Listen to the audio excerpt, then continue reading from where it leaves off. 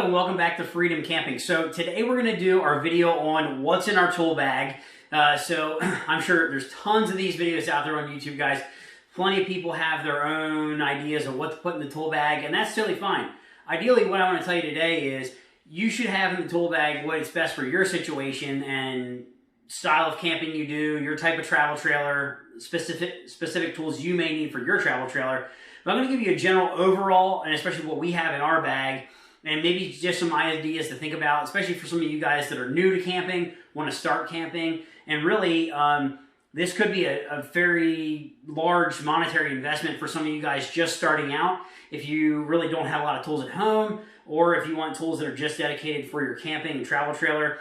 For us, we do have separate tools just for our travel trailer. These are things here that just stay in the travel trailer. You know, I don't mix them up, bringing them home, take them in the travel trailer. That's a good way to lose your tools or forget something, and then when you're on the road and you need it, you don't have it. So if you guys can afford it, I would definitely say get a tool bag that you're gonna just keep in your travel trailer, your camper, your RV.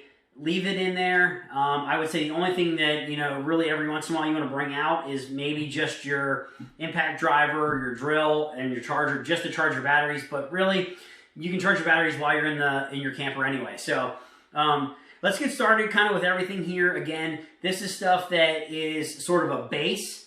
You definitely can add to this and, you know, change it as you need. But this is sort of a base of stuff that you should have.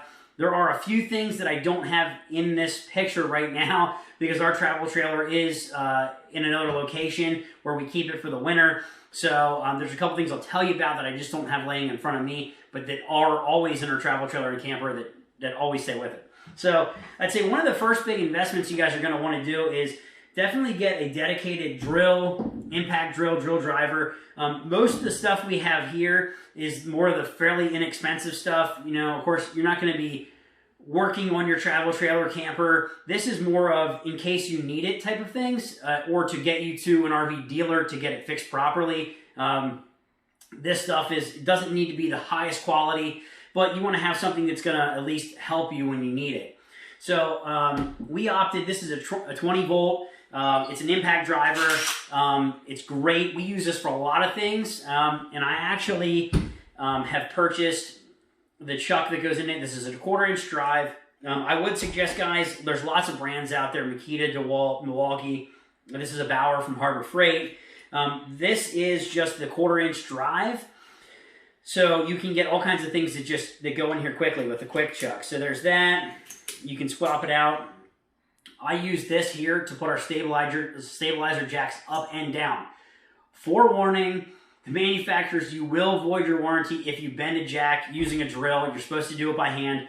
But I will tell you, my personal opinion, if you're careful and you take your time, this is the way to go. It saves you a ton of time.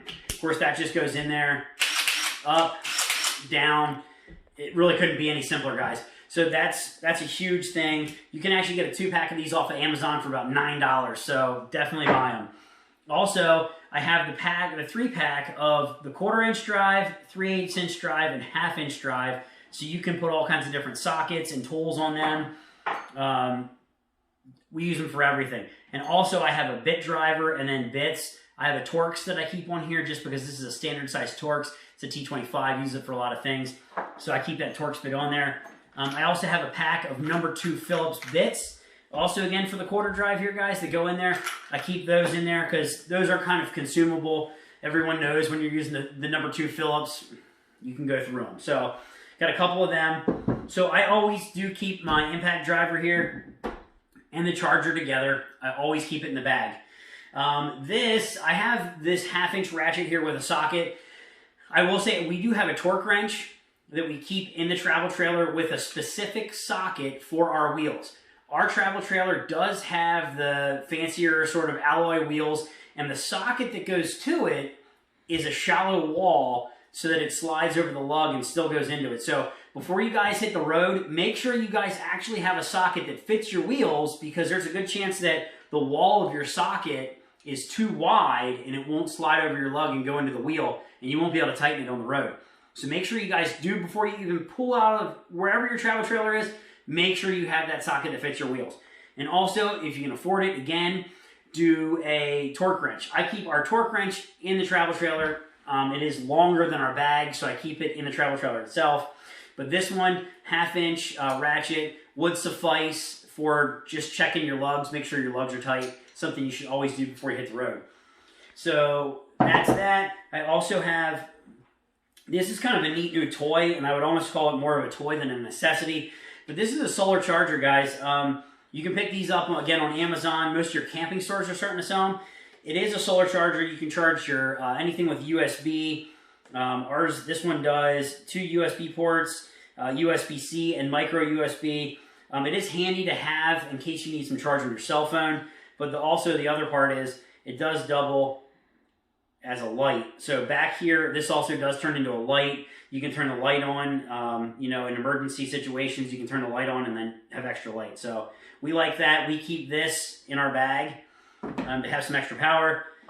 Number 2, long Phillips screwdriver. Sometimes with the Phillips bit on the driver here, it's too short and then the drill's too bulky. So I have a number 2 Phillips, a nice long one. We have a bigger straight screwdriver, smaller straight screwdriver, tape measure in case you need to measure something, especially if you're around the campsite and you're trying to figure something out. That could be handy. This guy right here, if you're ever going to run into electrical troubles in your camper, which of course we all know they're mass produced and it's a house on wheels, it's bumping down the road, may have some electrical issues from time to time. So this is an outlet tester. Of course, it tells you how to operate it right here. It tells you about the outlet. So this is handy, especially if you're going to call and talk to like a mobile RV mechanic. If you go to put this in your outlet and it's not working, you can at least say, hey, these outlets aren't working, and you know that for a fact. So grab one of these guys. They're a couple bucks. Definitely have this. Also with the electrical side of things, keep electrical tape, and then I have 2 different kinds of wire connectors here. In case a wire comes off or something gets loose, I have some different connectors here. Again, a couple bucks just to have them in there. So this is a socket. This is actually for our hot water heater. This is more for your winterizing, guys. And also, normally this is a bigger socket than it's going to come. It's a 23. It's got a bigger socket that's going to come in your normal rails of sockets. So I went ahead and purchased a specific socket just for the hot water heater. And then we do also have just a 1/4 inch ratchet, 3/8 inch. In case, for some reason, you're supposed to carry your charger and your battery. Let's say your battery dies or your drill dies. At least you have something you can operate your sockets with. Keep super glue. You never know when you're going to need that. I also have 2 other levels on here. We have levels on our camper, but levels also helpful to have. A razor knife if you need to cut anything in the travel trailer. And then certainly down here I have drill bits. Again, guys, these are all the 1/4 inch. They go right into the drive here, so no messing around with the chuck. It's quick connect, boom, boom, in and out. So I have a set of drill bits, big adjustable wrench, channel locks, needle nose pliers. Again, with electrical, when you're testing your fuses and testing the fuse box, if you have any electrical issues, test light. Test light, hugely helpful. Again, if you're maybe on the phone with like an RV mechanic on the phone and they're trying to help troubleshoot or diagnose something, great to have. At least you can say what's working, what's not. If you have power, if you don't have power, have one of these. Again, a couple bucks, just get it. Allen's also on a socket.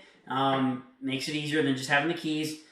3/8 inch sockets, 1/4 inch drive sockets in deep well. So I have shallow wells here and deep well here. Also helpful to have. Zip ties. You'll probably come up with a million uses for zip ties. There's 1,000 things you can do with them. They're always handy to have.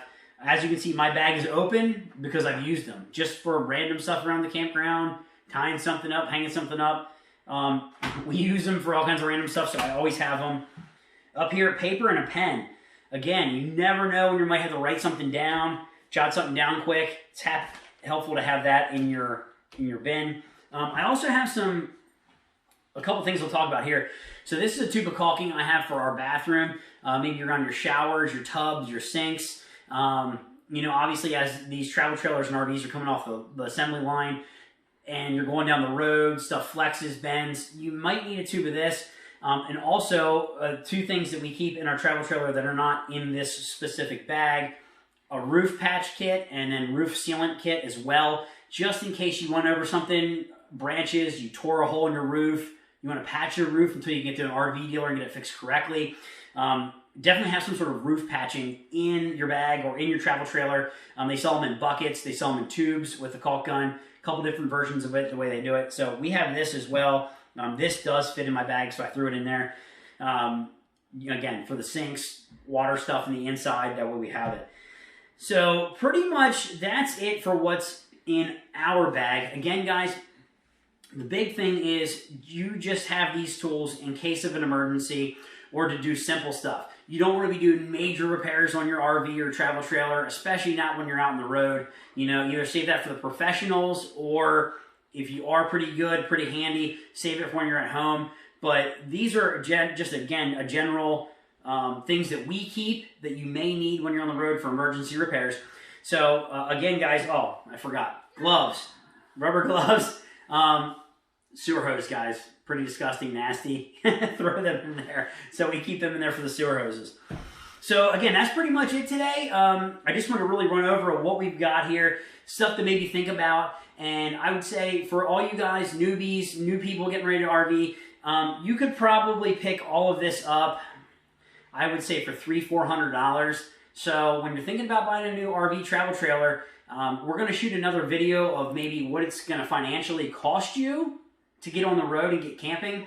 But so I would say plan about $400 just in tools, guys.